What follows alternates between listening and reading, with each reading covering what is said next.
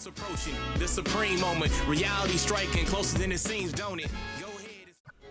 What's good? Alright, every now and then I do some interesting things. So back to the bad habits of maxing out oddly unique units. This is going to be the Cyclopian Guards, free-to-play unit that just got released on JP.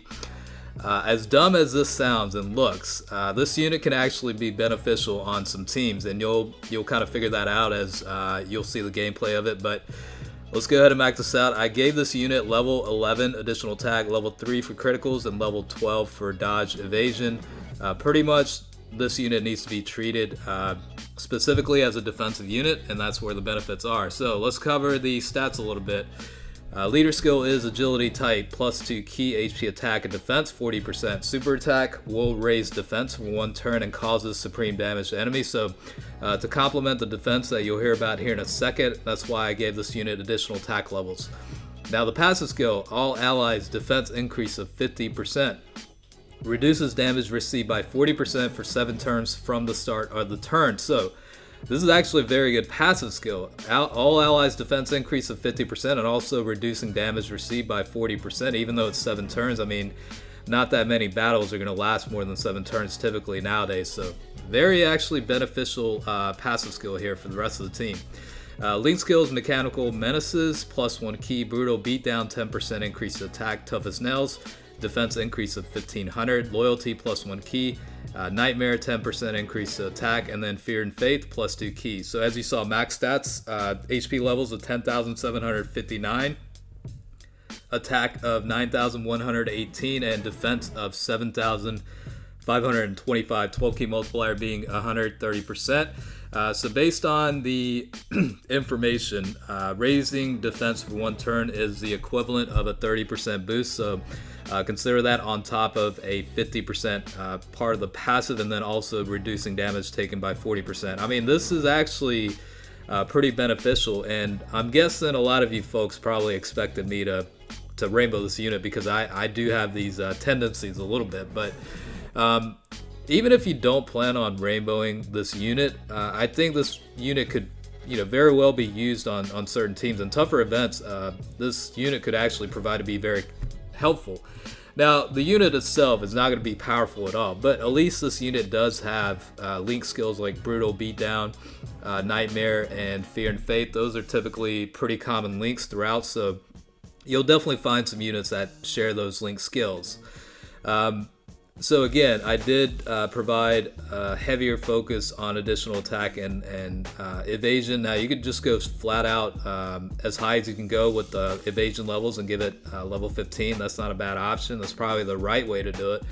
I did switch things up for the second portion of the video where I pretty much gave the unit level 14 additional attack and level 12 criticals just to see and gauge what the damage output would be have criticals activate more frequently. So you'll see that in the second portion. But like I said, overall this unit is not bad for a free-to-play especially, and the team is 120% extreme lead team with the Rose leaders. So just keep in mind it is 120% lead overall to stats like HP, attack, and defense. So you're not even getting the maximum output on other team variations, even though this unit doesn't have a category right now. But in addition to that, you will see the unit linked up with the World Tournament Final Form Cooler unit. That's a great passive as well, 40% increase to attack and defense for agility types, and then Kid Buu obviously provides that 50% increase to attack and defense, as well as a key boost. And then if HP is below 80%, you're looking at 30% attack and defense increase. So on top of that too, Rose does provide a defensive boost of 50% for extreme type allies. You've got a lot of units that could provide a defensive boost overall to the team, with their passives and whatnot. That's kind of what you're seeing right now. So I'm not saying this unit isn't getting help from other units, but when you typically run teams, I mean, you kind of think about the overall balance. Of course, like units like Kid Buu and Rose, I mean, those are pretty powerful units that you definitely run on teams quite a bit. So it's not like unrealistic or anything, but just wanted you to be aware that there are certain units that are helping the Cyclopian Guard unit itself. So it's pretty crazy. I mean, a 50% defensive boost on top of a 40% damage reduction. I mean, that's actually very nice. It's just kind of shitty that a unit like this is getting such a great passive, I guess. But it's all good. The World Tournament Cell unit also does provide a 30% increase to attack and defense for the extreme types as well. So, like I said, you're seeing a substantial boost toward both attack and defense from various types of units amongst the team, but it provides a more balanced overall itself. So it's definitely an interesting team to run. I mean, the unit itself, the Cyclopian Guard, I mean, it's defending pretty well, even with the super attacks that it's dealt with. I mean, you're looking at a substantial decrease, and obviously that makes sense. So it definitely does have its benefits. I'd be interested to see how this unit performs on Super Battle Road, and see how the damage reducing and defensive abilities are in that setting. Definitely could be beneficial for Battlefield.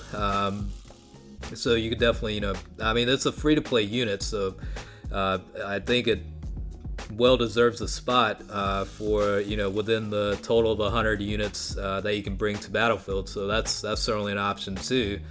And tougher Dokkan events, I mean, you could bring this unit just to specifically defend and give level store dodge. So like I said earlier, this is the second variation with the level 14 additional attack and level 12 criticals, just to see if criticals do activate, what kind of damage we're looking at. So it's more or less a test of how this unit does with the output of damage. So 358,000, obviously going to do a lot less against the Vegeta Blue unit with the type disadvantage, but taking very little in damage, so that definitely does help. Given the unit is getting help also from the other two units in the rotation, but still, I mean, it's definitely pretty cool to see that.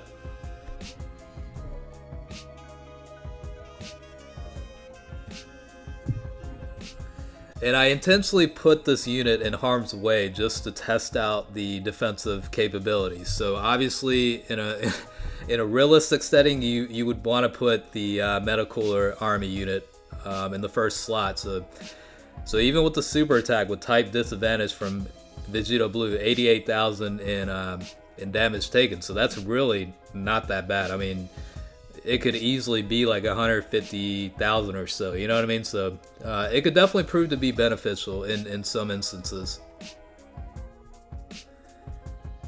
I don't know. I guess once I saw the unit released, and I took a little bit of a look at the passive skill and super attack information, I was actually really curious as to how this unit would actually perform at 100% potential. So hopefully, for those that were curious how this free-to-play unit is maxed out, this is more or less provides a clear-cut representation of how this unit is on a extreme type team. So hopefully you're enjoying content like this. I mean, obviously this unit probably isn't on anyone's mind right now in terms of actually getting to 100% potential or rainbow status, but I don't know, I figured it'd be worthwhile to do a video for it, so hopefully you're enjoying it.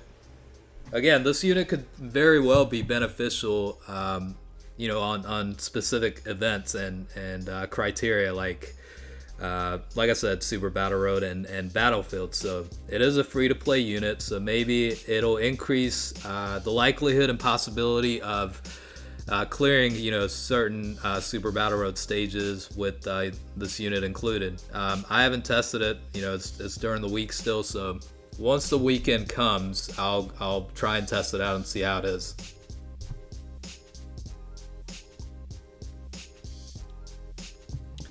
And during the test, probably this weekend, I'm going to keep it with the current settings with level 14 additional attack and level 12 for criticals, just to just to see if it's beneficial, if it's more beneficial to have those settings versus a flat out focus on evasion. So we'll test things out and see how they are, but for the most part, I mean, it definitely seems like a very interesting unit. I'm not sure as to whether you should get this unit a rainbow status, but at the very least, I would highly recommend farm the units, get the SA to max, and unlock the pass for it at least. This is relatively not that bad of a grind. I mean, it does provide a bonus drop by bringing in the new category, which is the Frieza clan, pretty much. So if you bring units with that, you'll get a bonus drop rate for that event. So definitely grind while you can. It's not a bad unit.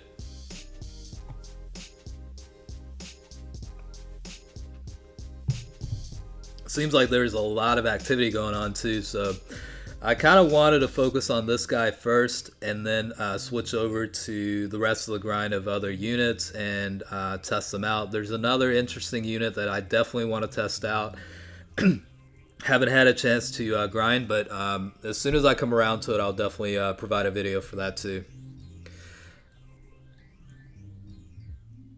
By the way, this Final Form Cooler unit, even though I do have a dupe path unlocked, he's still at SA level 1, focusing on getting that SA level up at some point. Just haven't had time to do so yet. So just keep that in mind.